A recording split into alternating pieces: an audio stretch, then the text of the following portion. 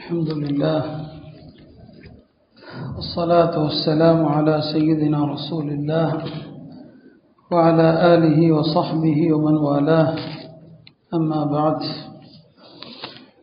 فأعوذ بالله من الشيطان الرجيم بسم الله الرحمن الرحيم كم من فئة قليلة غلبت فئة كثيرة بإذن الله والله مع الصابرين அன்பார்ந்த அல்லாஹ்வின் நல்லடியார்களே, இன்றைக்கு பயான் செய்ய வேண்டிய நாள், அதே நேரத்தில் ரமதானுடைய 17வது இரவாகவும் இருக்கிறது. வரலாற்று சிறப்புமிக்க பத்ர் போர் நடந்த ஒரு நாளாகவும் இருக்கிறது. ஒவ்வொரு ஆண்டும் இதை பற்றி நாம் சொல்லிக்கொண்டு தான் இருக்கிறோம். புதிதாக சொல்வதற்கு எதுவும் இல்லை. இருந்தாலும் வரலாற்று நிகழ்வுகள் ஒவ்வொரு தலைமுறைக்கும் சொல்லப்பட வேண்டும், மீண்டும் மீண்டும் நினைவில் நிறுத்தப்பட வேண்டும். வரலாறு தான் ஒரு சமுதாயத்தினுடைய முதுகெலும்பாக இருக்கிறது. அந்த அடிப்படையிலே நாம் சில முக்கியமான நிகழ்வுகளை மட்டும் இங்கே நினைவுபடுத்த விரும்புகிறோம். முழு வரலாறு பல முறை சொல்லப்பட்ட ஒன்றுதான். சில சம்பவங்கள் அது பத்ர் போரோடு எப்படியெல்லாம் தொடர்புடையதாக இருக்கிறது என்பதை மட்டும் உங்கள் கவனத்துக்கு கொண்டு வருகிறேன். ஹஜ்ரத் அப்துல்லாஹ் இப்னு மஸ்ஊத் ரலியல்லாஹு அவர்கள் சொல்கிறாங்க, சஹீஹ் புகாரில் வருது, ஒரு நாள் நபி ஸல்லல்லாஹு அலைஹி வஸல்லம் அவர்கள் மஸ்ஜிதுல் ஹராம் வந்தாங்க, அதாவது காபா வந்தாங்க. மக்கால கூட்டாக தொழ முடியாது, தனியாக தொழுவாங்க. ரசூல் ஸல்லல்லாஹு அலைஹி வஸல்லம் அவங்க தனியாக தொழுவாங்க. காஃபிர்கள் இருந்தாலுமே தொழுவாங்க. முஸ்லீம்களில் தைரியமானவர்கள் தொழுவாங்க, இல்லைன்னா அவங்கவுங்க வீட்டில் மறைஞ்சு தான் தொழுகை என்பது நடக்கும். ஒரு நாள் நபி ஸல்லல்லாஹு அலைஹி வஸல்லம் அவர்கள் மஸ்ஜித் ஹராமுக்கு வந்தாங்க, காபாவுக்கு பக்கத்தில் வந்து தொழுதாங்க. இப்போ அங்கே அபூ ஜஹல் அவனுடைய தலைமையில் உத்பா, ஷைபா, உமையா, உக்பா போன்ற ஒரு 7 பேர் உட்கார்ந்துருக்கிறாங்க. ரசூல் ஸல்லல்லாஹு அலைஹி வஸல்லம் அவர்கள் சஜிதாவில் இருக்கிறாங்க. இப்படி சஜிதாவில் இருக்கும்போது அபூ ஜஹல் சொல்கிறான், நேற்று ஒரு வீட்டில் ஒட்டகம் அறுக்கப்பட்டது, நேற்று ஒரு வீட்டில் ஒட்டகம் அறுக்கப்பட்டது. உங்களில் யார் அந்த ஒட்டகத்தினுடைய அந்த கற்பப்பையை சுற்றி இருக்கிற சவ்வுகள், அரபியிலே வரக்கூடிய வார்த்தை சிலல் ஜுசூர், ஒட்டகத்தினுடைய கற்பப்பையை சுற்றி இருக்கிற அந்த ஜவ்வுகள், குடல், சிறுகுடல்கள், இதையெல்லாம் தூக்கிட்டு வந்து இதோ தொழுது கொண்டு இருக்கிறாரே, முஹம்மதுடைய தோல் புஜத்தில் யார் போடுறது என்று அபூ ஜஹல் அந்த கூட்டத்தில் இருக்கிறவர்களை உசுப்பேத்தி விடுறான். அந்த கூட்டத்தில் இந்த செயலை எவன் செய்ய முன் வந்தானோ அவன்தான் ஆக துர்பாக்கியவான். தூண்டிவிட்டவன் அபூ ஜஹல், இந்த செயலை செய்கிறதுக்கு முன் வந்தானே, ஹதீஸில் வருது, அவன்தான் ஆக மோசமானவன். எப்படி சமூக கூட்டத்தாருடைய ஒட்டகத்தை அறுத்தவனை பற்றி அல்லாஹ் அஷ்கா, மனித சமூகத்தில் அவன் துர்பாக்கியவான். பெருமானார் ஸல்லல்லாஹு அலைஹி வஸல்லம் முதுகில் ஒட்டகத்தினுடைய இந்த கழிவுகளை போட யார் முன் வந்தானோ அவன் இந்த உம்மத்திலேயே ஆகப்பெரிய துர்பாக்கியவான். ஆக அபூ ஜஹல் தூண்டி விடுறான், யார் எடுத்து கொண்டு வந்து போடுறதுன்னு சொல்லி. எடுத்து போடுவதற்கு யார் முன் வருகிறார்? உக்பத்து இப்னு அபீ முஐத் என்கிற அந்த கொடியவன். அவன் ஒட்டகத்தினுடைய அந்த குடல், சிறுகுடல்கள், சவ்வு, கழிவு இதையெல்லாம் கொண்டு வந்து பெருமானாருடைய தோல் புஜத்தில் போட்டான். நபி ஸல்லல்லாஹு அலைஹி வஸல்லம் அவர்கள் சஜிதாவில் இருந்தால் ரொம்ப நேரம் பொதுவாகவே இருப்பாங்க. இந்த அளவுக்குன்னா சில நேரங்களில் அன்னை ஆயிஷா ரலியல்லாஹு அன்ஹா சொல்லுவாங்க, இரவில் அவங்க சஜிதாவில் இருந்தால் எந்த சத்தமும் வராது, நான் பயந்துருவேன், அவ்வளோ சஜிதாவில் ஓதிக்கொண்டே இருப்பாங்க. இவர் போய் குடலை எடுத்துகிட்டு வந்து போடுற வரைக்கும் சஜிதாலே இருந்திருக்கிறாங்க. சஜிதாவில் இருக்கும்போதே மேலே கொண்டு வந்து போட்டாங்க. சம்பவத்தை அறிவிக்கிற இப்னு மஸ்ஊத் சொல்கிறாங்க, நான் அங்கே தான் நிற்கிறேன், நான் பார்த்துட்டு தான் இருக்கிறேன், ஆனால் என்னால் ஒன்றுமே செய்ய முடியல. ஏன்னா அவர் அங்கே குறைஷி குலத்தை சார்ந்தவர் அல்ல. யார்? இப்னு மஸ்ஊத். அவர் ஹுதைல் குலத்தை சார்ந்தவர். அவன் சமூகத்தை குறைஷியை சார்ந்த ஒருத்தர் அந்த குடலை போய் எடுக்க முடியும். எப்படி இங்கே ஒரு பார்ப்பனர் அடிக்க முடியும், மற்றவங்க கை வச்சிட முடியாது. இன்னொருத்தன் கை வச்சா நாடே கொந்தளிச்சு போயிடும். ஆனால் பாப்பானே அடிக்கலாம், உயர் ஜாதிக்காரனையும் அடிக்கலாம். இது அன்னையிலேருந்து இன்னைக்கு வரைக்கும் இருக்க தான் செய்யுது, அன்று முதல் இன்று வரைக்கும் இருக்க தான் செய்யுது. இல்லை அரசியல்லாம் நிறைய நம்ம சொல்லணும், அதுக்குள்ளே போகல. இப்போ அவர் சொல்கிறாரு, நான் அங்கே தான் நிற்கிறேன், ஆனால் நான் குறைஷி இல்லை, நான் ஹுதைல் கூட்டத்தை சார்ந்தவன். நான் போய் அந்த குடலை எடுத்தேன்னு சொன்னால் எனக்கு ஏதாவது ஆகிடும், பயம் இருக்கு, மறக்க அனுமதி கொடுக்க. அவரால் ஒன்றும் செய்ய சொல்ல, முன்னால் தான் நிற்கிறேன், என்னால் ஒன்றும் செய்ய முடியல. அப்போ யார் இதை எடுக்க முடியும்? நேராக நான் ஹஜ்ரத் ஃபாத்திமா ரலியல்லாஹு அன்ஹா அவங்கள்ட்ட போகிறேன். அப்போ அவங்க சிறுமி தான் சொல்கிறாங்க, நான் பெருமானாருடைய மகளார் ஃபாத்திமாவிடத்தில் போகிறேன், போய் சொன்னேன், உங்களுடைய தந்தையார் தொழுகையில் சஜிதாவில் இருக்கிறாங்க. இப்படி அபூஜஹல் உசுப்பேத்தி விட உக்பா என்ன செஞ்சுருக்கிறான், கழிவுகளை எல்லாம் கொண்டு வந்து போட்டிருக்கிறான்னு சொன்னான். ஃபாத்திமா ரலியல்லாஹு அன்ஹா ஓடோடி வர்றாங்க. சின்ன பிள்ளை தான் அவங்க. இப்போ பெருமானார் ஏன் தலையை தூக்கல, சஜிதாலே தான் இருக்கிறான். இது போடப்பட்ட பிறகும் சஜிதாவில் இருக்கிறாங்க. இந்த காஃபிர்கள் கொடியவர்கள்லாம் ஒருத்தன் மேலே ஒருத்தன் விழுந்து சிரிச்சுட்டு இருக்கிறான். அந்த காட்சியை பார்த்து சிரிச்சுட்டு இருக்கிறான். அவங்களுடைய நோக்கம் என்னன்னா, இவர் சஜிதால இருந்து தலையை தூக்கணும், இந்த கழிவுகள் பூரா உடம்பெல்லாம் வலியணும், அதை பார்த்து இன்னும் நையாண்டி செய்யணும், அதான் அவன் நோக்கம். ஆனால் பெருமானார் அப்படி செய்யலை, சஜிதாலே இருந்துட்டாங்க, என்ன நடந்தாலும் பரவாயில்லைன்ட்டு. ஹஜ்ரத் ஃபாத்திமா ரலியல்லாஹு அன்ஹா என்ன செய்கிறாங்க, அந்த கழிவுகள் எல்லாத்தையும் தூக்கி போட்டு பிறகு அந்த குறைஷிகளை போய் திட்டுறாங்க. நபி ஸல்லல்லாஹு அலைஹி வஸல்லம் அவர்கள் அதை எடுத்ததும் மேலே எஞ்சி உட்கார்ந்து எல்லாம் ஓத வேண்டியதை ஓதி நிதானமாக சலாம் கொடுத்தான். சலாம் கொடுத்த பிறகு அந்த கூட்டத்தில் 7 பேர் இருக்கிறாங்க இல்லையா, அந்த கூட்டத்தை நோக்கி வந்தான். வந்து சொன்னாங்க, அல்லாஹும்ம அலைக பி குரைஷ், அல்லாஹும்ம அலைக பி குரைஷ், அல்லாஹும்ம அலைக பி குரைஷ். கோபத்தில் பத்வா செய்கிறாங்க, யாரெல்லாம் இந்த குறைஷிகளை விட்டு விடாதே, இந்த குறைஷிகளை விட்டு விடாதே என்று 3 தடவை சொல்லிவிட்டு, ஒட்டுமொத்த குறைஷிகளும் தண்டிக்கப்படக்கூடியவர்கள் அல்ல, அதிலே ஈமான் கொண்டவர்களும் இருக்கிறாங்க. அந்த கூட்டத்தில் இருந்த அந்த 7 பேர் பேரையும் சொன்னாங்க. அல்லாஹும்ம அலைக பி அபி ஜஹல், அல்லாஹும்ம அலைக பி உத்பா, அல்லாஹும்ம அலைக பி ஷைபா, அல்லாஹும்ம அலைக பி உமையா, அல்லாஹும்ம அலைக பி உக்பத் இப்னு அபி முஐத். 6 பேருடைய பெயர் வருது ஹதீஸில். ஹதீஸை அறிவிக்கிறவர் சொல்றாரு, 7வது நபர் யாருன்னு எனக்கு பேர் தெரியலங்கிறார். சரித்திர ஆசிரியர்கள் சொல்றாங்க 7வது நபர் உமாரத் இப்னுல் வலீத். ஆக பெருமானார் ஸல்லல்லாஹு அலைஹி வஸல்லம் அவர்கள் அந்த சிரித்து நையாண்டி பேசிக் கொண்டிருந்த அத்தனை பேருக்கு எதிராக அல்லாஹ் பத்வா செய்கிறார்கள். இந்த சம்பவத்தை ஞாபகம் வச்சுக்கோங்க. ஏன்னா இதுக்கும் பத்ருக்குமான ஒரு தொடர்பு இருக்குது, இதுக்கும் பத்ருக்கும் ஒரு தொடர்பு இருக்குது. அப்போ இந்த சஜிதால இருக்கும்போது குடலை தூக்கி போடுறாங்க. பெருமானார் ஸல்லல்லாஹு அலைஹி வஸல்லம் அவர்கள் தொழுகையை முடித்து விட்டு வந்து அவர்களை சபிக்கிறாங்க. இப்போ யோசிச்சு பாருங்க, மக்கால நிலைமை எப்படி இருந்திருக்கும். பெருமானாருக்கே இந்த நிலைமை அப்படின்னு சொன்னால், இப்போ சராசரி முஸ்லீம்கள் என்ன நிலைக்கு தள்ளப்பட்டிருப்பாங்க யோசிச்சு பாருங்க. இதுதான் வரலாறு. எதற்குன்னு சொன்னால், நாம் வாழுகிற காலத்தில் இந்த நிகழ்வுகள் எல்லாம் நடக்கும். ஆச்சரியப்படுறதுக்கு ஒன்றும் இல்லை. இன்னைக்கு வடநாட்டில் அந்த அட்டூழியம் தான் பண்ணிட்டு இருக்கிறானுங்க. வடநாட்டில் இதே அட்டூழியம் தான், ஒன்றும் ஆச்சரியப்படுறதுக்கு இல்லை. எந்த கழிவையும் எந்த சாணத்தையும் தூக்கி முஸ்லீம்கள் மீது போட்டால் ஆச்சரியப்படுறதுக்கு இல்லை. இந்த உம்மத்துடைய நபிக்கே ஏற்படும் போது இந்த உம்மத்தில் உள்ள சராசரி மனிதர்களுக்கு ஏன் ஏற்பட முடியாது? இப்போ அன்றைக்கு மக்காவுடைய அந்த சூழல் எப்படி இருந்திருக்கும் யோசிச்சு பாருங்க. அல்லாஹ்வுடைய தூதர் இத்தனைக்கும் உயர்ந்த குலத்தை சார்ந்தவர்கள், குல அடிப்படையில் அவங்களுக்கு நிகரான பெருமை யாருக்குமே கிடையாது. ஆனாலும் அந்த கொடியவர்கள் 7 பேர் சேர்ந்த கூட்டம் இதை செஞ்சாங்க. இப்படி ஒரு நிகழ்வு ஞாபகம் வைத்துக் கொள்ளுங்க. மற்றொரு நிகழ்வு, பெருமானார் ஸல்லல்லாஹு அலைஹி வஸல்லம் பெரிய தந்தை ஹஜ்ரத் அப்பாஸ், அவங்களுடைய சகோதரி ஆத்திகா பெருமானாருக்கு மாமி ஆகிறாங்க, குப்பி ஆகிறாங்க. ஆத்திகா அவர்கள் ஹஜ்ரத் அப்பாஸுடைய சகோதரி அவர்கள் ஒரு நாள் ஒரு கனவு கண்டாங்க. அந்த கனவுல ஒரு மனிதர் ஹரமுக்குள் வருகிறார். ஹரமுக்குள் மக்கா எல்லைக்குள் அவர் இப்படி ஒரு அழைப்பு கொடுக்கிறார். அவர் வரும்போதே ஒட்டகத்தினுடைய மூக்கு அறுத்திருக்கிறாரு, தன்னுடைய சட்டையெல்லாம் கிழிச்சிருக்கிறாரு, ஒட்டகத்தில் கட்டி இருக்கிற அந்த சாமான்களை எல்லாம் தலைகீழாக போட்டு வர்றார். அந்த காலத்தில் ஒரு ஆபத்தை அறிவிக்கிறதுக்கு ஒரு ஊருக்குள்ளே வர்றவர் இப்படி தான் வருவார். ஆத்திகா கனவுல காங்குறாங்க, ஒரு மனிதர் ஹரமுக்குள்ளே வர்றார். வந்தவர் அவர் ஜபல அபு குபைஸ் மலை மீது ஏறி நின்று, மக்காவின் துரோகிகளே, உங்களுக்கு வாக்களிக்கப்பட்ட வேதனை 3 நாட்களுக்குள் நடக்கவிருக்கிறது அப்படின்னு சொல்கிறார். அப்புறம் காபா மீது ஏறுறார். துரோகிகளே, உங்களுக்கு வாக்களிக்கப்பட்ட வேதனை 3 நாட்களில் இருக்கிறது அப்படிங்கிறார். மொத்தம் 3 தடவை எப்படி அறிவிப்பு செய்கிறார் அவர். அதுக்கப்புறம் அவர் ஒரு கல் எடுக்கிறாரு. அந்த கல் பல துண்டுகளாக சிதறுது. மக்காவாசிகளுடைய எல்லாருடைய வீட்லையும் அந்த துகள்கள், அந்த கல்லுடைய துகள் எல்லா வீட்லையும் போகுது. இதுதான் ஆத்திகா அவங்க கண்ட கனவு. காலையில் எழுந்ததும் தன்னுடைய சகோதரர் ஹஜ்ரத் அப்பாஸ் இடத்துல சொல்கிறாங்க, நான் இப்படி ஒரு கனவு கண்டேன்னு சொல்லி.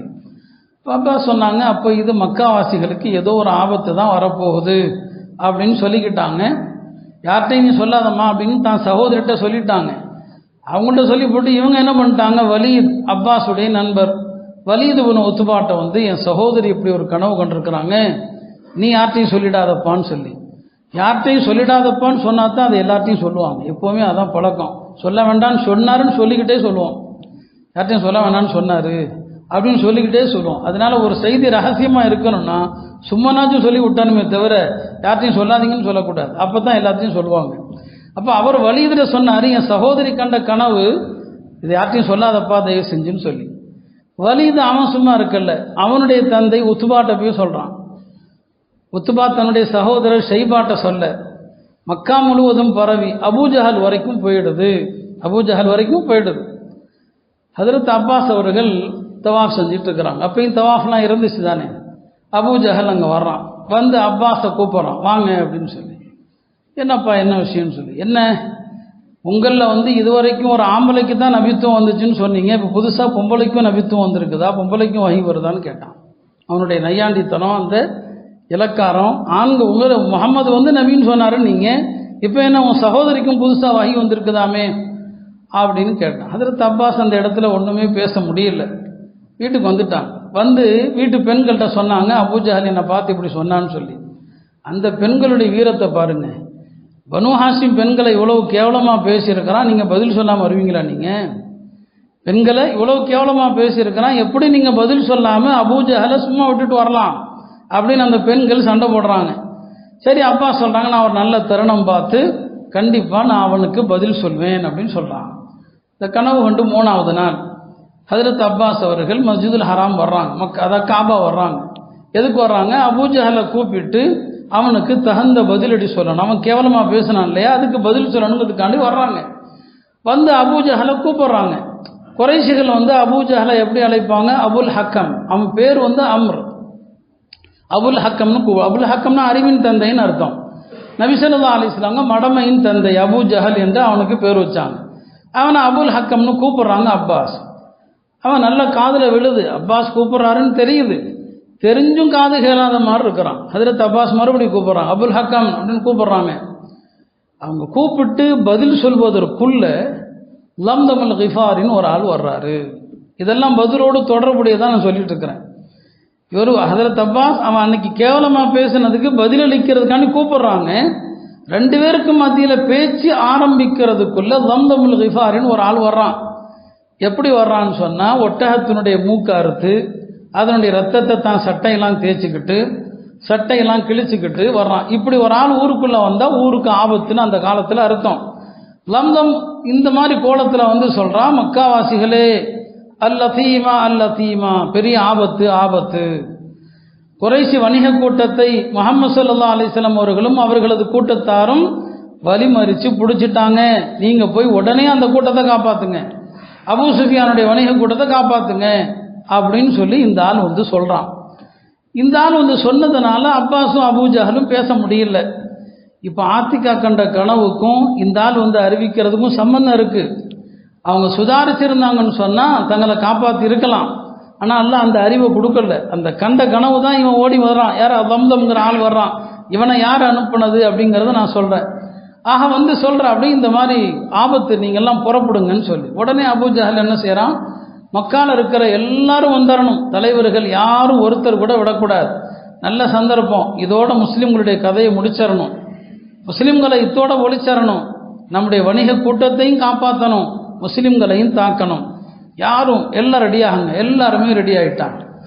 எல்லாரும் தயாராகி தலைவர்கள் எல்லாரும் புறப்பட தயாராகும் போது உமையத்து இப்னு ஹலஃப் மட்டும் புறப்படலை.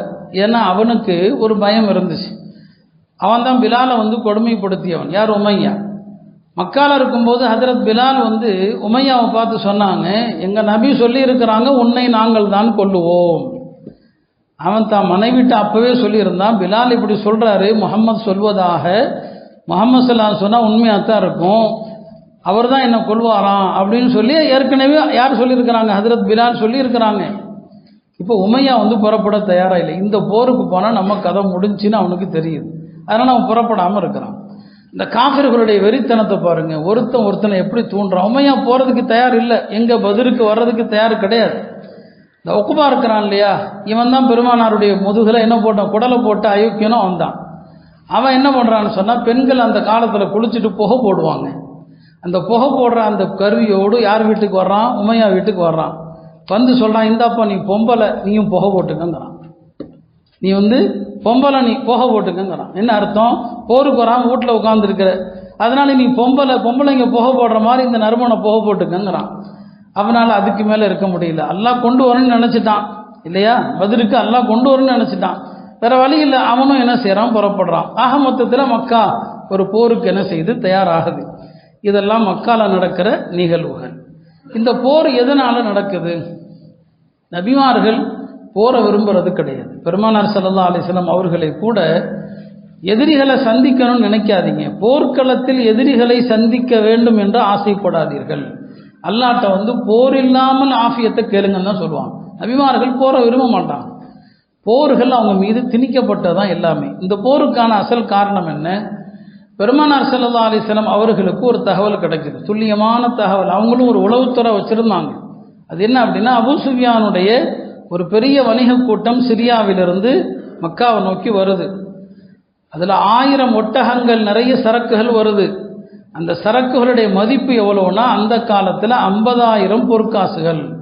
50,000 பொற்காசுனா இன்னைக்கு நீங்கள் கணக்கு போட்டிங்கன்னு வைங்க, ஒரு தீனார் அப்படிங்கிறது 4 கிராம் தங்கம். 50,000 தீனாரை 4 கிராம் தங்கத்தில் பெருக்கி பாருங்க, பல கோடிகள் இன்றைய மதிப்பில் வரும், இன்னைக்குள்ள மதிப்பில். அது அப்போ 50,000 பொற்காசுனா 50,000 தீனார்னா ஒரு தீனார் 4 கிராம் தங்கம். அப்போ இவ்வளவு கோடியில் வருது என்று பெருமானார் கேள்விப்படுறாங்க. அப்படியானா இவர்களை வழிமறிக்கணும். எதுக்காண்டி? இந்த இவ்வளவு செல்வங்கள் இருக்கு இல்லையா, பெருமானார் கொள்ளையடிக்க வரல, ஞாபகம் வச்சுக்கணும். இவ்வளவு செல்வங்கள் எப்படி வந்துச்சு குறைஷிகளுக்கு? மக்கா விட்டுட்டு முஹாஜிர்கள் மதீனா வந்தாங்க இல்லையா, அவர்கள் விட்டு சென்ற வீடுகள், அவங்க விட்டு சென்ற சொத்துக்கள், அதையெல்லாம் அபகரிச்ச சொத்து தான் இதெல்லாம். பெருமானார் என்ன நினைச்சாங்க? இந்த எல்லா செல்வங்களையும் மடக்கி இந்த அப்பாவி முஹாஜிர்கள் மக்கால வீட்டை விட்டுட்டு வந்தாங்களே, மக்கால செல்வத்தை விட்டுட்டு வந்தாங்களே, அவர்களிடத்துல இதை மீட்டி கொடுக்கணும். அதுக்கு தான் நபி அவங்க வர்றாங்க, புரிஞ்சுக்கணும். அப்போ அபூ சுஃபியானுடைய அந்த வணிக குழு 50,000 தீனார்களோடு வருது. இதை எப்படியாவது மடக்கி பிடித்து இந்த அப்பாவி முஹாஜிர்கள் எல்லாத்தையும் விட்டுட்டு வந்திருக்கிறாங்க, அவர்களுக்கு கொடுத்தரணும்னு சொல்லி பெருமானார் ஸல்லல்லாஹு அலைஹி வஸல்லம் ஒரு சின்ன அணியோட தான் வர்றாங்க. போருக்கான ஆயத்தம்லாம் கிடையாது. இந்த கூட்டத்தை என்ன செய்யணும், வழிமறிக்கணும்னு சொல்லி அந்த எந்த கூட்டம், அந்த வணிக குழு எங்கே வருமோ அந்த வழியாக ஒரு நபரை அனுப்புகிறாங்க. போய் பாருங்க இந்த அபூ சுஃபியானுடைய கூட்டம் வருதான்னு பாருங்கன்னு சொல்லி. அபூ சுஃபியான் பெரிய புத்திசாலி, சாதாரணமான ஆள் இல்லை. பின்னால் அவர் முஸ்லீம் ஆயிட்டாரு, பெரிய புத்திசாலியான ஆள். அவர் ஒரு இடத்துல தங்குறாரு. அங்கே பார்க்குறாரு, யாரோ உளவு பார்த்துட்டு போயிருக்கிறாங்க. உளவு பார்த்தவருடைய ஒட்டகத்தினுடைய அந்த சாணத்தை எடுத்து பார்க்குறாரு. எவ்வளோ பெரிய அறிவு பாருங்க, படிப்புலாம் நம்ம இல்லைன்னு நினைக்கிறோம். அந்த சாணத்தை பார்த்துட்டு, இது மதீனாவுடைய ஒட்டகத்தை, மதீனாவுடைய பேரிச்சம்பழத்தை சாப்பிடுகின்ற ஒட்டகத்தினுடைய சாணம். அப்போ யாரோ மதீனாவிலிருந்து நபி முஹம்மதுடைய ஆட்கள் தான் வந்துட்டு போயிருக்கிறாங்க, ஏதோ ஆபத்து இருக்குது. அப்போ நாம் இந்த இடத்துல இதுக்கு மேலே இருந்தால் சரி வராது. 2 காரியம் செய்கிறார். லம்தம்னு ஒரு ஆளை கூப்பிட்றாரு. கூப்பிட்டு அவனுக்கு காசு கொடுத்து, நீ எவ்வளவு சீக்கிரமாக மக்கா போய் எங்களுடைய வணிக கூட்டத்துக்கு ஆபத்து, உதவுகிறதுக்கு படை அனுப்புங்கன்னு சொல்ல முடியுமோ நீ போயிருங்கிற. அவன் தான் நான் ஆரம்பத்தில் சொன்னேன், மக்கால சத்தம் போட்டான்லே அவன் தான். அது மறுபக்கம் இவர் பாதையை மாற்றிடுறார். இவர் எந்த பாதையில் ரெகுலராக வரணுமோ அந்த பாதையை மாற்றி கடற்கரை மார்க்கமாக தப்பிச்சிடுறார். நபி ஸல்லல்லாஹு அலைஹி வஸல்லம் அவர்கள் அபூ சுஃபியானை வழிமறிப்பதற்காக பார்க்குறாங்க. அபூ சுஃபியான் எப்படியோ தப்பி போயிடுறாரு. இப்போ யதார்த்தமாக போருக்கு வேலை இல்லை, இவங்க மதீனாவுக்கு தான் திரும்பி இருக்கணும். ஆனால் மக்கால உள்ள அபூஜஹலுடைய அந்த கூட்டம் பெருமானாரோடு போருக்கு தயாராகி வருகிறதுங்கிற செய்தி வருது.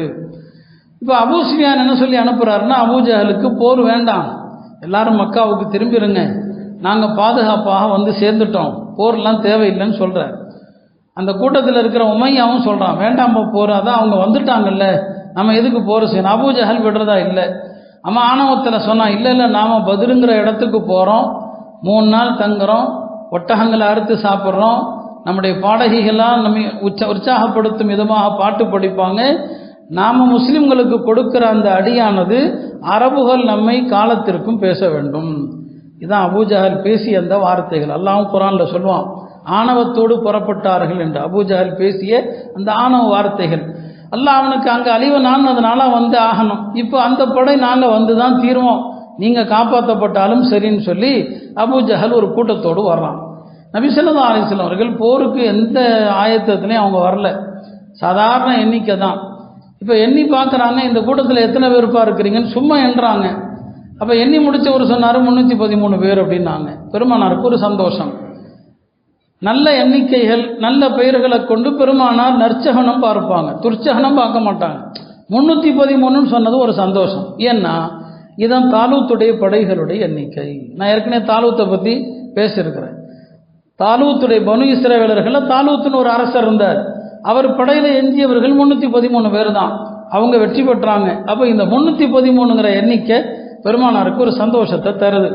சரி, இப்போ போர் செய்யணும்னா 2 குதிரை 70 ஒட்டகம் அவ்வளோதான் இருக்கு, வேற ஒன்றும் இல்லை, பெருசாக ஆயுதங்கள் எதுவுமே இல்லை. திடீரென்று வந்தாச்சு, ஆலோசனை கேட்குறாங்க. சஹாபாக்கள்ல முஹாஜிர்கள் ஹஸரத் அபூபக்கர் சொல்கிறாங்க, புறப்படலாம், அல்லாஹ் எந்த ஆணை உங்களுக்கு கொடுக்குறானோ அந்த ஆணையை நோக்கி போங்க. உமர் என்ன சொல்லுவாங்க, அதே தான், அல்லாஹ்வுடைய கட்டளை என்ன அதை செய்யுங்க. மிக்தாத் பின் அஸ்வத் சொல்கிறாங்க, அல்லாஹ்வுடைய கட்டளை நாங்கள் கூட வர்றோம், மூசாவுடைய தோழர்கள் சொன்ன மாதிரி நாங்கள் சொல்ல மாட்டோம், உங்களோட வர்றோம், வாங்க போகலாங்கிறாங்க. பெருமானாருக்கு ஒரு சின்ன தயக்கம், அன்சாரிகள்கிட்ட இருந்து பதில் வரணும் என்று எதிர்பார்க்குறாங்க. அப்போ திருப்பி நபி ஸல்லல்லாஹு அலைஹி வஸல்லம் அவர்கள் கருத்து சொல்லுங்கன்னு கேட்குறத பார்த்துட்டு சாது பின் முஆத் இருக்கிறாங்க இல்லையா, சாது பின் முஆத் ஒரு வாலிபர் தான், அவங்க புரிஞ்சுக்கிட்டாங்க, யாரை சொல்லதான் நீங்கள் அன்சாரிகளாக எங்களுடைய கருத்தையா கேட்குறீங்க. ஒரு அருமையான விஷயத்தை அவர் சொன்னார். அவர் சொன்ன வார்த்தைகள், யா ரசூலல்லாஹ் ஆமன்னா பிக்க, உங்களை நம்பி ஈமான் கொண்டிருக்கிறோம், சத்தகனாக்க உங்களை உண்மைப்படுத்தி இருக்கிறோம், நீங்கள் கொண்டு வந்த மார்க்கம் சத்தியம் என்று நம்பி இருக்கிறோம், அதற்காக நாங்கள் எல்லா தியாகங்களையும் நாங்கள் செஞ்சிருக்கிறோம், அதற்காக நாங்கள் எல்லா ஒப்பந்தங்களும் பண்ணியிருக்கிறோம். அல்லாஹ்வுடைய கட்டளை எதுவோ அது போரானாலும் சரி, நீங்கள் அந்த முடிவில் பின்வாங்காதீங்க. இங்கே இருக்கிற அன்சாரிகளில் ஒருத்தர் கூட பின்வாங்க மாட்டார், யாரும் பின்வாங்க மாட்டாங்க. நீங்கள் தாராளமாக நீங்கள் என்ன செய்யலாம், போகலாம். எதிரிகளை நாங்கள் சந்திக்கிற போது எங்களுடைய உறுதியை நீங்கள் பார்ப்பீங்க, எதிரிகளை நாங்கள் சந்திக்கிற போது எங்களுடைய போராட்ட குணத்தை நீங்கள் பார்ப்பீங்க சொல்லிட்டு ஒரு வார்த்தை சொல்கிறார், அன்சாரிகளாகி எங்களிடமிருந்து நீங்கள் சந்தோஷம் அடைகிற காட்சியை தான் அல்லாஹ் உங்களுக்கு காட்டுவான், நாங்கள் துரோகம் செய்ய மாட்டோம், நீங்கள் கண்குளிர்ச்சி அடையக்கூடிய ஒரு காட்சியை தான் கண்டிப்பாக நீங்கள் பார்ப்பீர்கள் என்று சொல்லிவிட்டு சொன்னாங்க, எங்களுடைய செல்வத்தில் எதை எடுக்கணுமோ எடுங்க, எதை விடணுமோ விடுங்க, நீங்கள் எதை எடுத்தீர்களோ அதுதான் எங்களுக்கு பிரியமானது, எடுக்காமல் விட்டதை விட. என்ன சொல்கிறாங்க, நீங்கள் எதை எடுத்தீங்களோ அதுதான் எங்களுக்கு பிரியமானது, நீங்கள் எடுக்காமல் விட்டதை விட. நீங்கள் யாருடன் நட்பு வைக்கிறீர்களோ அவர்களோடு நாங்களும் வைப்போம், நீங்கள் யாரோடு பகைத்துக் கொள்கிறீர்களோ அவர்களோடு நாங்களும் பகைத்துக் கொள்வோம், நீங்கள் அரவணைக்கக்கூடிய மக்களை நாங்களும் அரவணைப்போம், நீங்கள் துண்டிக்கக்கூடியவருடைய உறவை நாங்களும் துண்டித்து விடுவோம் சொன்னார். இந்த ஒரு வார்த்தை, அவருடைய இந்த ஈமானுடைய உறுதி இருக்கு இல்லையா, பெருமானாருக்கு அவருடைய வார்த்தையை கேட்டது மகிழ்ச்சி ஆயிட்டான். இந்த சாது பின் முஆத் இறந்த போது தான் அல்லாஹ்வுடைய அர்ஷு குலுங்கியதுன்னு வருது. இஹ்தஸ்ஸ அர்ஷுர் ரஹ்மான் லிமௌத்தி சாத் பின் முஆத், சின்ன வயசு வாலிபத்திலே அவங்க மூத்தாயிட்டாங்க. இப்போ அவர் சொன்னார், எங்களை பற்றி கவலைப்படாதீங்க, நாங்கள் வர்றோம்னு சொல்லி. அன்சாரிகள் அதில் உறுதியாக இருந்தாங்க. பதிரில் அதிகம் ஷஹீதானவங்களும் அவங்க தான் ஷஹீதானாங்க. சரி, அவங்க கருத்தையும் கேட்டாச்சு. அப்போ போருக்கு என்ன செய்யலாம், புறப்படலாம், வணிக குழு தவறிடுச்சு, சரி போருக்கு போகலாம் என்று தான் என்ன செய்கிறாங்க, இந்த பத்ருங்கிற இடம் மக்காலிருந்து மதீனாவிலிருந்து ஒரு 140-150 கிலோமீட்டருக்குள்ளே இருக்கலாம். இப்போ ஒரு காலத்தில் அங்கெல்லாம் போக முடியாது. இப்போல்லாம் உம்ரா ஹஜ்ஜு போகிறவங்கள எல்லா இடங்களும் சுற்றி பார்க்குறதுக்கு அனுமதி கொடுக்குறாங்க. இப்போ உம்ரா போயிட்டு வர்றவங்களும் எல்லாருமே போய் என்ன செய்கிறாங்க, பார்க்குறாங்க. கடந்த முறை நாங்கள் சென்றிருந்த போதும் பத்ருக்கு என்ன செஞ்சுருந்தோம், போயிருந்தோம். இப்போ சர்வ சாதாரணமாக அனுமதி கொடுக்கப்படுது. நபி ஸல்லல்லாஹு அலைஹி வஸல்லம் அவர்கள் பத்ரை நோக்கி என்ன செய்கிறாங்க, படையை நகர்த்துறாங்க. அந்த படையினரும் பத்ரை நோக்கி தான் என்ன செய்கிறாங்க, வந்து கொண்டு இருக்கிறாங்க. நபி ஸல்லல்லாஹு அலைஹி வஸல்லம் அவர்கள் ஒரு இடத்துல முகாமிடுறாங்க. அப்போது உளவு வேலைகள் பார்க்குறாங்க, இங்கே குறைஷிகள் எத்தனை பேர் வந்திருக்கிறாங்க, என்ன ஆயுதங்கள், என்ன படை பலம், எல்லாத்தையும் நபி ஸல்லல்லாஹு அலைஹி வஸல்லம் விசாரிக்கிறாங்க. வெறுமனே அல்லாஹ் மீது பாரத்தை போட்டு சும்மா இருக்கல. அப்போ நபி ஸல்லல்லாஹு அலைஹி வஸல்லம் ஒரு ஆட்டு இடையின்ற கேட்குறாங்க, இப்போ அந்த பக்கம் கூட்டம் எதையாவது பார்த்தியான்னு சொல்லி. ஆமாம், ஒரு கூட்டத்தை பார்த்தோம், எத்தனை பேர் இருப்பாங்க, இல்லை எனக்கு தெரியல. அப்போ நபி ஸல்லல்லாஹு அலைஹி வஸல்லம் கேட்டாங்க, எத்தனை ஒட்டகம் ஒரு நாளைக்கு அறுக்கிறாங்கன்னு கேட்டாங்க, சாப்பிட்றதுக்கான எத்தனை ஒட்டகம் இருக்கிறாங்க. இப்போ அந்த பையன் சொன்னால் ஒரு நாளைக்கு 9 முதல் 10 ஒட்டகம். அப்போ நபி அவங்க சுற்றி இருக்கிறவங்கள்ட்ட சொன்னாங்க, இவன் சொல்கிறது உண்மையாக இருந்தால் ஒரு நாளைக்கு 10 ஒட்டகம் இருக்கிறான்னா இவர்கள் 1000 பேத்துக்கு மேலே இருப்பாங்கன்னு சொன்னாங்க. 1000 பேத்துக்கு மேலே இருப்பாங்கன்னு சொல்லி இப்படி நபி ஸல்லல்லாஹு அலைஹி வஸல்லம் அவங்க எல்லாத்தையும் விசாரிக்கிறாங்க. காஃபிர்கள் தங்கியிருந்த பகுதி கொஞ்சம் தாழ்வான பகுதி. முஸ்லிம்கள் தங்கியிருந்த பகுதி கொஞ்சம் மேட்டு பகுதி, காபிர்கள் தங்கியிருந்த பகுதி மழை பெஞ்சா சேறு சகதி ஆகிடும். முஸ்லிம்கள் தங்கியிருந்த பகுதி கொஞ்சம் முரட்டு பூமி, மழை பெஞ்சா கூட சேறு சகதி ஆகாது. அல்லாஹ் அந்த மாதிரியான ஒரு அமைப்பை இயற்கையாகவே ஏற்படுத்தி கொடுத்தான். போர்க்களத்துக்கு வந்த பிறகு அல்லாஹ் முஸ்லிம்களுடைய மனதுக்கு மகிழ்ச்சிக்காக 2 விஷயங்கள். ஒன்று மழையை பெய்ய செஞ்சான், மழை பெஞ்சது. 2வது அழகான தூக்கத்தை கொடுத்தான், நல்ல ஒரு உறக்கத்தை கொடுத்தான். அல்லாஹ் இந்த உறக்கத்தையும் கூட ரஹமத்தினே சொல்லலாம். இப்னு மசூத் சொல்லுவாங்க, போர்க்களத்தில் உறக்கமானது அல்லாஹ்வுடைய புறத்திலிருந்து உள்ளது, தொழுகையில் உறக்கமானது ஷைத்தானுடைய புறத்திலிருந்து உள்ளது. இப்போ போரில் தூக்கம் வர்றது அல்லாஹ்வுடைய அருள் என்ன ஹஜ்ரத் இப்னு மசூத் ரலியல்லாஹு அன்ஹு அவர்கள் என்னங்க சொன்னாங்க. மொத்தத்தில் போர்க்களத்துக்கு என்ன செஞ்சிட்டாங்க, வந்துட்டாங்க. போருக்கு வந்த பிறகு முதல்ல காஃபிர்களுடைய தரப்பில் கொல்லப்பட்டது அஸ்வதுங்கிற ஒருத்தன். அஸ்வதுன்னு ஒரு ஆள், அவன் தான் காஃபிர்கள் தரப்பில் கொல்லப்பட்டவன். அவன் முஸ்லிம்களுடைய பகுதியில் இருக்கிற கிணத்திலிருந்து தண்ணி எடுக்கிறதுக்காண்டி வந்தான். முஸ்லிம்கள் தடுத்தாங்க, மீறி வந்தான், அம்பெறிஞ்சாங்க, இறந்து போயிட்டான், செத்து போயிட்டான். இது காஃபிர்கள் தரப்பில் நிகழ்ந்த முதல் மரணம். முஸ்லிம்களுடைய தரப்பில் நிகழ்ந்த முதல் ஷஹீத் யாருன்னா ஹஜரத் உமர் அவர்களால் விடுதலை செய்யப்பட்ட ஒரு அடிமை மிஹ்ஜான் ஒரு அடிமை. அவர் தான் முஸ்லிம்களுடைய அணியில் முதல்ல ஷஹீத் ஆகிறார். இதெல்லாம் ஆரம்பத்தில் நடக்குது. அதுக்கப்புறம் வளமை போல போர் ஆரம்பிக்கிற போது அந்த காலத்தில் தனித்தனியாகத்தான் மோதுவாங்க. எதிரிகள் அணியில் ஒத்துபா, ஷைபா, வலீத் 3 பேரும் ஒரே குடும்பத்தை சார்ந்தவர்கள். 2 பேர் சகோதரர்கள், ஒருவர் மகனார். வலீது மகன், உத்துபாவுடைய மகன். ஒத்துபா, ஷைபா 2 பேரும் சகோதரர்கள். இவங்க தான் பனு உமையாக்கள். பனு உமையான்னு சொல்கிறோமே, இவங்க தான் அப்து ஷம்ஸுடைய பிள்ளைகள். இவங்கெல்லாம் இந்த 3 பேரும் தான் முதல்ல என்ன செய்கிறாங்க, களத்துக்கு வர்றாங்க. பெருமானாரும் தன்னுடைய அணியிலிருந்து 3 பேர்த்த அனுப்புகிறாங்க. அவங்க சொன்னாங்க, எங்களுக்கு இந்த அன்சாரிகள் மதீனாவாசிகள்லாம் வேண்டாம், எங்கள் இனத்திலிருந்து அனுப்புங்கள் அப்படின்னு சொன்னாங்க. இப்போ ஹஜ்ரத் ஹம்சா, அலி, உபைதத் இப்னுல் ஹாரிஸ் இந்த 3 பேரும் என்ன செஞ்சாங்க, போனாங்க. இந்த 3 பேரும் போனாங்க. இந்த 3 பேருமே எதிரிகள் தரப்பில் உள்ள 3 தலைகளையும் வீழ்த்திட்டாங்க. ஆரம்பத்திலேயே 3 பேர் மொத்தமாக போயிட்டாங்க. நபி ஸல்லல்லாஹு அலைஹி வஸல்லம் அவங்க எதிரிகளுடைய அணியை பார்த்ததுமே கேட்பாங்க, யார் யார் இருக்கிறாங்கன்னு சொல்லி. இப்போ சொல்லப்படும், அபூஜஹல் இருக்கிறான், உத்பா இருக்கிறான், ஷைபா இருக்கிறான், வலீத் இருக்கிறான், உமையா இருக்கிறான், உக்பா இருக்கிறான். அப்படியே மக்கா ஈரக்கொலையை பூரா கொண்டு வந்து கொட்டிடுச்சுட்டாங்க. மக்கா தன்னுடைய ஈரக்கொலைகளை எல்லாம் கொண்டு வந்து சேர்த்து விட்டது என்று அத்தனை பேர். அப்போ இவங்க கதை முடிஞ்சால் எல்லாம் முடிஞ்ச மாதிரி தான். ஆரம்பத்தில் இந்த 3 பேர் நேருக்கு நேர் மோத வர்றாங்க. இந்த 3 பேருடைய கதை முடிஞ்சிருது. நான் ஆரம்பத்தில் சொன்னேன், பெருமானாருடைய அந்த சஜிதாவில் இருந்தப்போ குடலில் போட்டப்போ அந்த கூட்டத்தில் 7 பேர் இருந்தான். அந்த 7 பேரில் 6 பேர் பத்ரில் கொல்லப்பட்டார்கள். 6 பேர் பத்ரில். அதை தான் இப்னு மசூத் சொல்ல வந்தாங்க. அங்கே பெருமானார் சொன்னாங்க, அல்லாஹும்ம அலைக பி அபீ ஜஹல், யல்லா அபூ ஜஹலை விட்டு விடாதே. அலைக பி உத்பா, அலைக பி ஷைபா, அலைக பி அல் வலீத். இந்த துவாவுடைய தாக்கம் தான் அந்த 3 பேரும் ஒரே நேரத்தில் ஷைபா, உத்பா, வலீத் 3 பேரும் முடிஞ்சு போச்சு, கதை முடிஞ்சு போச்சு. அப்போ 7 பேர்த்தில் 3 பேர் என்னங்க முடிஞ்சு போச்சு. பெருமானார் சொன்னாங்களே, அது முடிஞ்சிருச்சு. அந்த துவா அங்கே தான் பழிச்சது. 4வது யார், உமையா. உமையாவை யார் கொன்னா, பிலாலை தான் கொன்னான். பிலாலை பார்த்ததுமே உமையா ஓடுனான். இவர் உயிரோடு இருந்தால் நான் தப்பிக்க முடியாதுன்னு சொன்னான். இவர் உசுரோடு இருந்தால் நான் தப்பிக்க முடியாது. பிலாலை தான் உமையாவை கொன்னாங்க. அப்போ அந்த கூட்டத்தில் இருந்த 4வது ஆள், அவங்க தான் என்ன ஆகி போச்சு, முடிஞ்சு போச்சு. அபூஜஹலை 2 சிறுவர்கள் வீழ்த்தினாங்க. 2 சிறுவர்கள், அஃப்ராங்கிற பெண்ணுடைய 2 அந்த பெண்ணுடைய மகன்கள் 2 பேர் வீழ்த்தினாங்க. ஆனால் அவங்க கொல்லலை. அந்த 2 பேரும் சின்ன பசங்க வீழ்த்தி விட்டு பெருமானாரிடம் வந்து சொன்னாங்க, நாங்கள் அபூஜஹலை கொன்னுட்டோன்னு சொன்னாங்க. அபூஜஹலை கொன்னுட்டோன்னு சொல்லி உடனே இப்னு மசூதை அழைத்து பெருமானார் சொல்லுவாங்க, போய் பாருங்க அபூஜஹல் செத்துட்டானான்னு பாருங்கன்னு சொல்லி. இப்னு மசூத் அவர்கள் அப்படியே வலம் வருவாங்க. கொல்லப்பட்ட எதிரிகளுடைய பிணங்களை பார்த்துக்கிட்டே வருவாங்க. பார்த்தா அபூஜஹல் ஒரு இடத்துல கிடப்பான். ஆனால் அவன் சாகல்ல, உயிர் இருக்குது. அவனுக்கு மேலே ஏறி உட்காந்து அபூஜஹலுடைய கழுத்தை நெரிப்பாங்க இப்னு மசூத். அப்போ பார்ப்பான், யார் என் மேலே உட்கார்ந்துருக்கிறது. அந்த நேரத்துலையும் அந்த இன வெறி அவனுக்கு, எப்பா நீ யார், எனக்கு மேலே ஏறி நீ உட்கார்ந்துருக்கிற, நீ ஏறி உட்கார்ந்துருக்கிற வாகனம் சாதாரண வாகனம் இல்லை, சாதாரண ஆள் மேலே ஏறி நீ உட்காரல, நீ ஒரு சாதாரண ஆடு மேய்க்கிற ஆட்டிடையன்.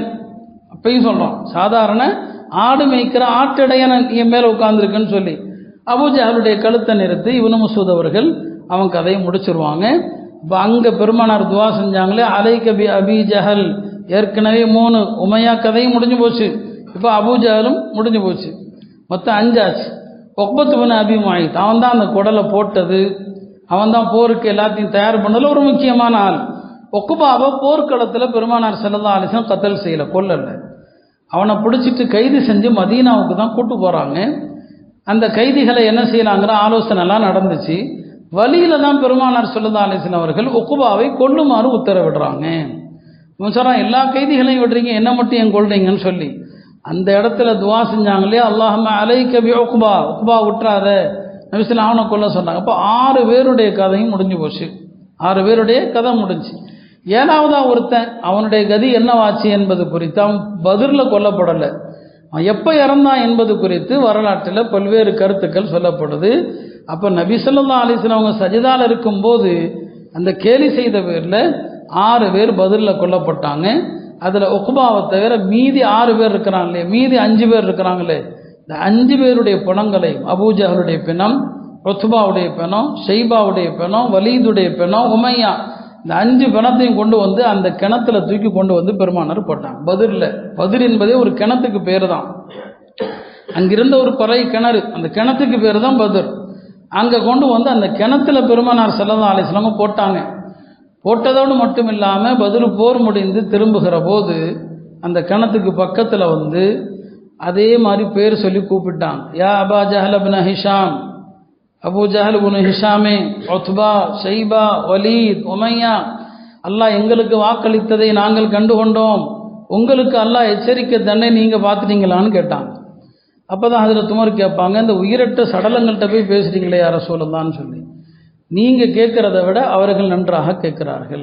நீங்கள் என்னுடைய வார்த்தைகளை எப்படி கேட்கிறீர்களோ அதை விட இவர்கள் நன்றாக கேட்டுக்கொண்டிருக்கிறார்கள் என்று பெருமானார் ஸல்லல்லாஹு அலைஹி வஸல்லம் அவர்கள் சொன்னாங்க. இப்போ ஆரம்பத்தில் நடந்த அந்த மக்காவில் நடந்த 2 நிகழ்வுகள் இந்த பத்ரில் சம்மந்தப்படுது. ஒன்று அந்த குடல் சம்பவம், அதில் யாரையெல்லாம் சபிச்சாங்களோ எல்லாரும் பத்ரில் கொல்லப்பட்டார்கள். 2வது ஆத்திகா கண்ட கனவு, மக்காவாசிகளுக்கு 3 நாளில் தண்டனை வரப்போகிறது. அந்த தண்டனை தான் பத்ருடைய ரூபத்தில் வந்துச்சு. மக்காவுடைய பெரும் தலைகள் கொல்லப்பட்டாங்க, 70 பேர் கொல்லப்பட்டாங்க, 70 பேர் கைதிகளாக சிறைப்பிடித்து பிடிக்கப்பட்டாங்க. அல்லாஹ் இந்த மகத்துவம் இந்த போர்க்களத்திலையும் கூட பெருமானார் ஸல்லல்லாஹு அலைஹி வஸல்லம் அவர்கள் எவ்வளோ நேர்மையாக நடக்கிறாங்க. ஒரு அறிவிப்பு செஞ்சாங்க, எதிரிகளுடைய அணியில் அபுல் புஹ்தரின்னு ஒரு ஆளை பார்த்தா அவனை வெட்ட வேண்டான்னு சொல்லிட்டான், அபுல் புஹ்தரியை பார்த்தா கொல்லாதீங்கன்னு சொல்லிட்டான். இப்போ சஹாபாக்கள் கேட்குறாங்க, எதனால யார சொல்லலாம்? பெருமானார் யாரும் தனக்கு ஏதாவது ஒரு வகையில் உதவி செஞ்சிருந்தா அந்த உதவியை கொஞ்சம் மதிப்பாங்க. இப்போ சொன்னாங்க, மக்கால நாம் இருந்த காலத்தில் என்னுடைய குடும்பத்தாரை எல்லாம் மக்காவாசிகள் ஒதுக்கி வைக்கலான்னு தீர்மானம் செய்த போது அந்த தீர்மானத்தை காபால எழுதி தொங்க விட்ட போது அதை பல பேர் எதிர்த்தாங்க, காஃபிர்களே கூட. அப்படி எதிர்த்தவர்கள் அபுல் புஹ்தரி ஒரு ஆள். எனவே அந்த உபகாரத்திற்கு நான் இன்னைக்கு அவரை வெட்ட வேண்டாம், கொல்ல வேண்டாம்னு சொல்கிறேன். நான் போர்க்களத்தில் கூட எவ்வளோ பெரிய மனிதனையும் பாருங்க.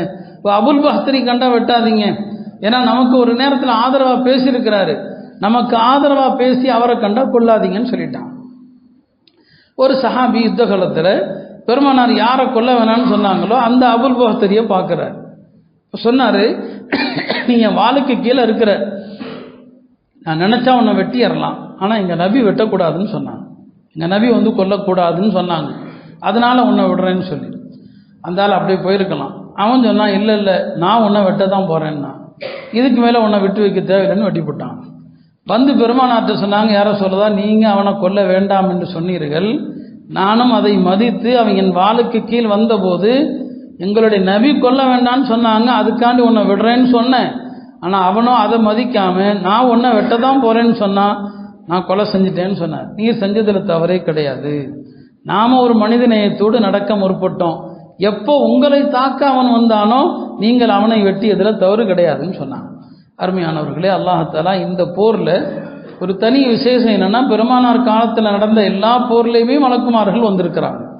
ஆனால் மற்ற போர்களில் மலக்குமார்கள் போர் செஞ்சது கிடையாது. பத்ரில் மட்டும்தான் மலக்குகள் நேரடியாக போர் செஞ்சாங்க. ஜிப்ரீலுடைய தலைமையில் ஒரு 1000 பேர் பெருமானாருடைய வலது பக்க அணியில் இருந்தாங்க. மீகாயிலுடைய தலைமையில் ஒரு 1000 பேர் பெருமானாருடைய இடது பக்க அணியில் இருந்தாங்க. இந்த மலக்குகள் பல பேர்த்த கொன்னாங்க. சஹாபாக்கள் கண்டுபிடிச்சாங்க, தோழர்கள் கொன்னது யார, மலக்குமார்கள் கொன்னது யார. அந்த அணியில் மலக்குமார்கள் தலப்பாவோடு, சிவப்பு தலப்பாவோடு வந்திருந்தாங்க, கம்பளி ஆடையோடு வந்திருந்தாங்க. சஹாபாக்கள் சொல்கிறாங்க, பலவே தான் நாங்கள் கொள்றதுக்காண்டி போவோம், எங்களுக்கு முன்னால் அவன் செத்து கிடப்பான், அவனுடைய மூக்கு அறுபட்டிருக்கும், அவனுடைய முகம் தொங்கி கிழிஞ்சிருக்கும், அவனுடைய உடம்புல சாட்டையால் அடித்த அடையாளம் இருக்கும். இதில் எதையுமே நாங்கள் செய்யலை, சாட்டையால் நாங்கள் அடிக்கவும் இல்லை, அவன் மூக்கை நாங்கள் துண்டிக்கவும் இல்லை, முகம் பார்த்தா சதையெல்லாம் கிழிஞ்சு தொங்கும். பெருமானார்ட்ட சொன்னப்போ அதெல்லாம் மலக்குகள் செஞ்சது. இந்த அடையாளம் யாருக்கெல்லாம் இருந்துச்சோ, முகம் சதை தொங்குறது, மூக்கு துண்டிக்கப்பட்டிருக்கிறது, சாட்டையால் அடித்த அடையாளம் யாரெல்லாம் இருந்துச்சோ இவர்களெல்லாம் மலக்குகளால் கொல்லப்பட்டவர்கள். மலக்குகளும் இந்த போரில் கலந்தாங்க. அதனால தான் சஹீஹ் புகாரியில் வரும், பெருமானார் இடத்துல ஜிப்ரீல் சொல்லுவாங்க, உங்கள் தோழர்களில் பதிரிலே கலந்து கொண்டவர்கள் எப்படி சிறந்தவர்களோ வானவர்களிலும் பதிரில் கலந்து கொண்ட வானவர்கள் தான் சிறந்தவர்கள். அப்படிப்பட்ட அல்லாஹுடைய ஒரு மகத்தான உதவி வெளிப்பட்ட ஒரு மகத்தான நாள். அல்லாஹும் குர்ஆன்ல யௌமுல் ஃபுர்கான், சத்தியம் வெளிப்பட்ட ஒரு நாள் என்பதாக சொல்லுவான். சஹாபா பெருமக்கள் இந்த போரில் எவ்வளோ பெரிய தியாகம் செஞ்சாங்க. மரணம் உறுதி என்று தெரிஞ்சும் கூட போருக்கு தயாரானாங்க. அவங்க மரணத்தை கண்டு பயப்படலை. எத்தனையோ போர்களை நீங்கள் பார்க்கலாம், இன்னார் இறந்த பிறகு இன்னார் தளபதி ஆகட்டும் பெருமானார் சொல்லுவாங்க. அதுக்கு என்ன அர்த்தம்? அவர் கொல்லப்படுவாருங்கிறது தெரியுது. மூத்தா போருக்கு பெருமானார் அனுப்புகிறாங்க. இப்போ சொன்னாங்க, தளபதியா ஜாஃபர் இப்னு அபி தாலிபை நியமிக்கிறேன், அவர் கொல்லப்பட்டால் ஸைத் இப்னு ஹாரிஸா, அவர் கொல்லப்பட்டால் அப்துல்லாஹ் இப்னு ரவாஹா. என்ன அர்த்தம்? 3 பேரும் கொல்லப்படுவாங்கன்னு தெரியுது இல்லையா? இவர் கொல்லப்பட்டால் இவர் கொல்லப்பட்டு, இப்படி சொன்னால் யாராவது போருக்கு போவாங்களா? ஆனால் அவங்க போனாங்க, 3 பேருமே கொல்லப்பட்டாங்க. ஜாஃபர் இப்னு அபி தாலிபும் கொல்லப்பட்டாங்க. ஜாஃபர் இப்னு அபி தாலிபுடைய கொல்லப்பட்ட செய்தி வந்தபோது பெருமானார் சொன்னாங்க, அவருக்கு அல்லாஹ் 2 ரெக்கையை கொடுத்துருக்கிறான், அவர் சொர்க்கத்தில் பறந்து கொண்டு இருக்கிறார், எனவே தான் அவருக்கு பேர் ஜாஃபரு தையார், பறக்கக்கூடிய ஜாஃபர்னு சொல்லி. நாங்கள் மூத்தாவும் போயிருந்தோம், ஜோர்டானில் உருதுனில் மூத்தா போர் நடந்த இடத்துக்கு போயிருந்தோம். 3 சுஹதாக்களுடைய கபரையும் நாங்கள் பார்த்தோம்.